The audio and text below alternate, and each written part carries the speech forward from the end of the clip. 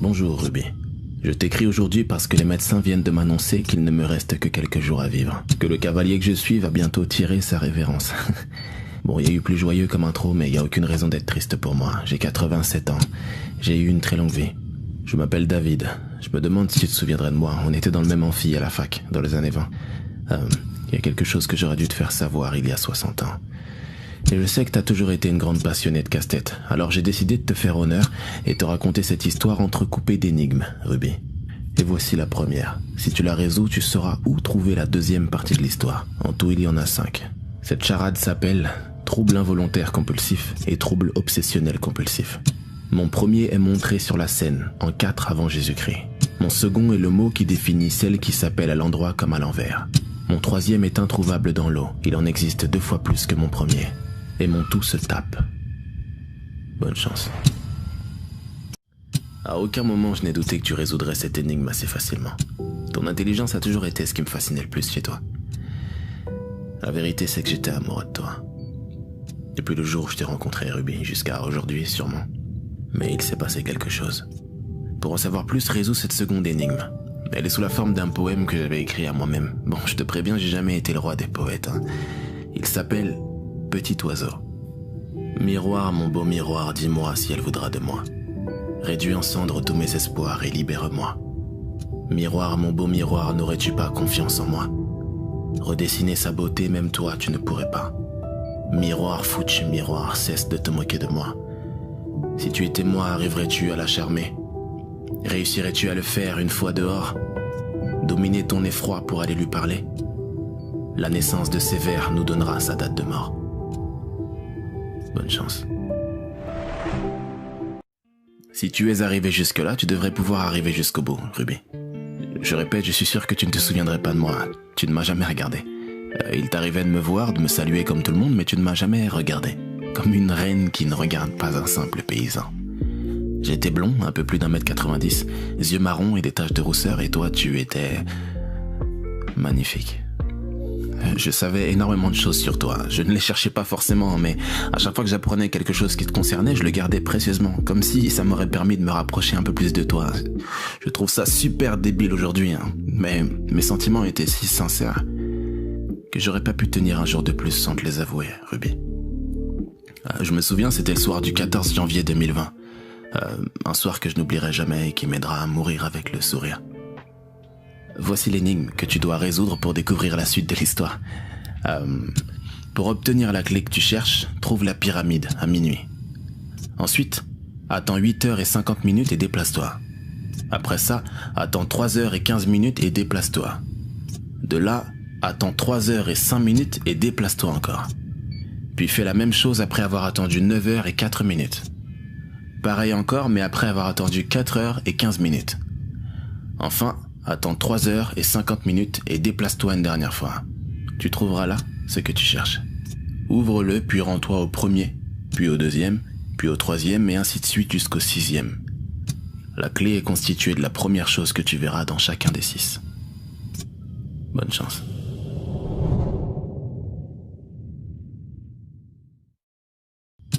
Un mardi, je me souviens. Le 14 janvier 2020.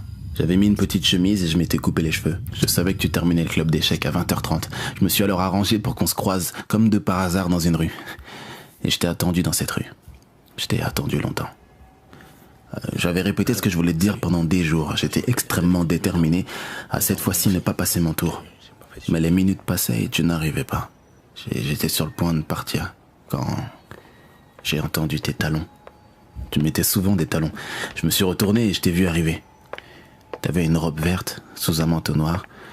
Je t'avais encore jamais vue si belle. C'était maintenant. C'était le moment que j'avais attendu depuis tout ce temps. Plus tu avançais vers moi, plus mon cœur explosait dans ma poitrine, mais j'étais prêt. Enfin prêt à te rencontrer. Prêt à ce qu'on se rencontre. Et bon, on en arrive à la fin de l'histoire, alors voici la dernière énigme si tu veux enfin la comprendre. Cette fois-ci, elle sera simple, ce sera une question de minutes. Il s'agit seulement d'une liste de 10 choses que tu devras trouver, puis en déduire le code d'accès à mon dernier message. Voici la liste. Cheval blanc, 4916. MGR 283C, 205. Wallace, tête de cochon, CPD 106. L'homme invisible, Mars 2024. Détail. Bonne chance.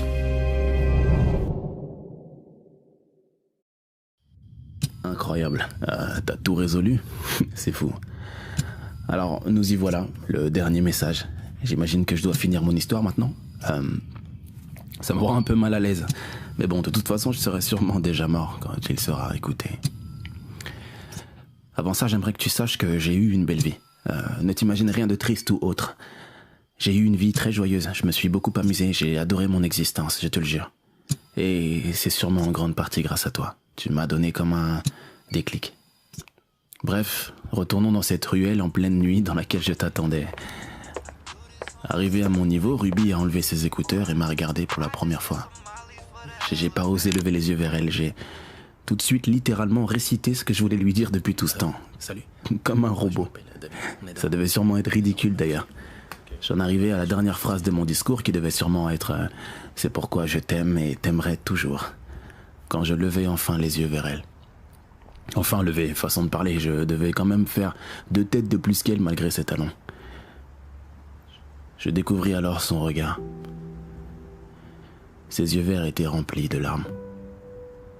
Mais c'étaient des larmes de rire. Elle éclata de rire avec une sincérité déconcertante. Apparemment, elle s'était difficilement retenue durant tout mon discours. Pendant que son rire résonnait dans la rue, je réalisais à quel point j'avais toujours eu envie, en fait. C'était ça. En fait, je m'étais très souvent imaginé en train de la tuer. Alors c'est ce que je fis. Elle avait à peine fini de rigoler que mes mains étaient déjà en train de serrer sa gorge, de broyer son larynx jusqu'à ce qu'elle arrête de bouger. Ne serait-ce qu'en y repensant, j'ai des frissons. Ruby sera toujours ma préférée parmi toutes. Ah oui, évidemment, ils n'ont jamais retrouvé son corps, je suis très loin d'être bête. Ils ne retrouveront sûrement jamais ce qu'il en reste sans un coup de pouce de ma part. Alors en son honneur, parce qu'elle a été ma première, j'ai décidé de raconter cette histoire. En réécoutant tout bien attentivement depuis le début, vous trouverez peut-être l'endroit où est caché son corps.